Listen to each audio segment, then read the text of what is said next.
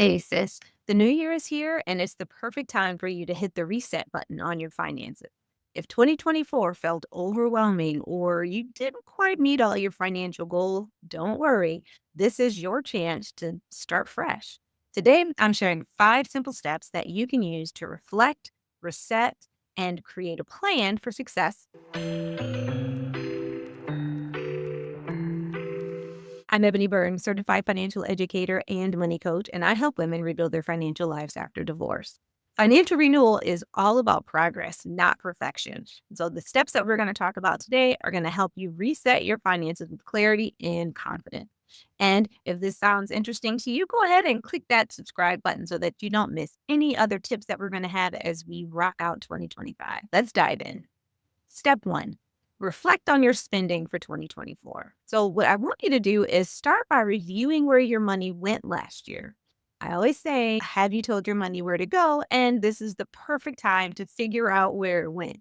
So, I want you to pull out your bank statement or your budgeting apps or your spreadsheet and take a look for trends. So, you're going to be looking for things, for example, like maybe you spent more than you expected to on takeout, or you might find that you spent less than you thought. And your real issue in spending was that you were buying brunch for your girlfriends instead of sticking to your spending plan. Whatever it is, I want you to ask yourself what surprised you most, what worked, and then what didn't work. And then once you ask those questions, pull out a journal, pull out your notes app, and write those answers down. Be as honest with yourself as possible. Step two, update your financial goals. So, what I really want you to think about when you are looking towards 2025 is I want you to think about the goals that you have for yourself. Personal goals, sure, but what are your money goals? So, maybe it's saving for a vacation, paying off debt, or building an emergency fund, or a combination of all of those things. That's okay.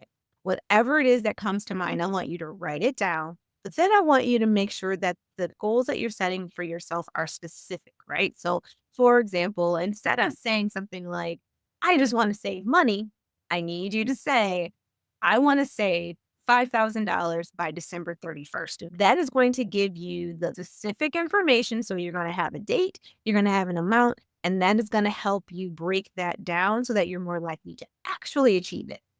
Step three, create a realistic budget for the first 3 months.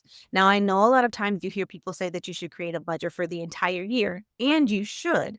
But one of the reasons that people don't stick to their budget is because it's just too big. It's something that feels really daunting. And the better way to do it is to break it up into pieces. And so I like to break it into 90-day chunks. So if you focus on the first 3 months of the year, what does that budget look like for you?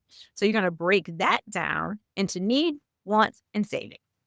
Pretty simple, right? So what you're going to do now is you're going to be realistic. I know there's that word again, but when I say realistic, I mean realistic to you, not necessarily realistic to me. What may be important to you or what might be realistic to you might be different for what's important or realistic to me. So I want you to think about the things that are important to you because it's really not about cutting out things. It's about building a budget that is aligned with your goals. So I don't want you to think about, oh man, all these things I love, I have to get rid of. I want you to instead think about ways that you can make the fun things that make life worth living a part of your budget by making intentional choices. So that's your step three, create realistic goals for the next 90 days.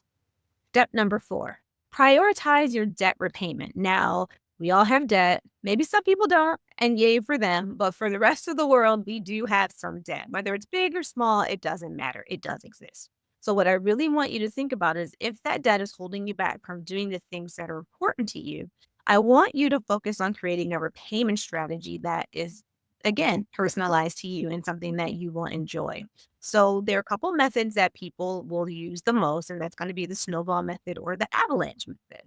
In that snowball method, it's going to help you build momentum because you're tackling the smallest debts first.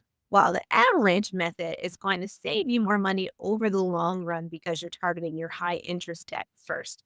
Personally, I like the snowball method because I like checking things off faster than that avalanche method. But honestly, it doesn't matter what works for me. What is more important is what works for you.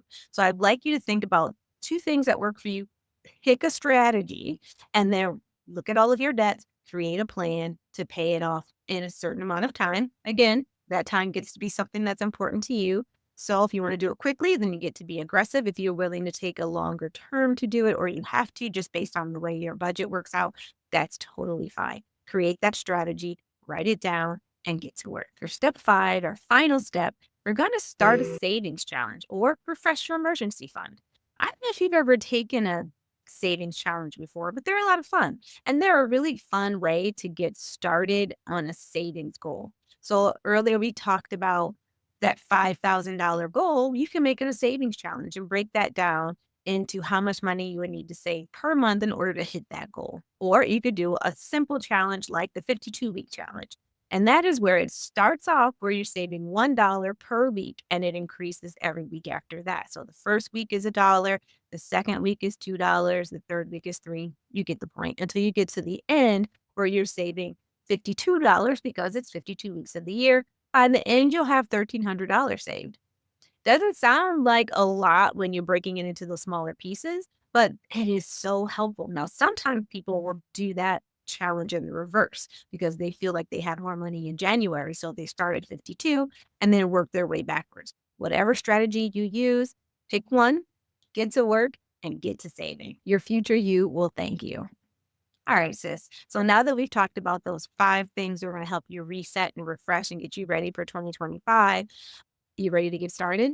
All right. So I have a free 2024 financial reflection and success workbook that will guide you through all of these steps with prompts and exercises. And again, did I mention free? It is fantastic. So go ahead, download it now. The link is in the description below. And this way you can start 2025 feeling financially refreshed and ready to go. What are you waiting for? Go ahead.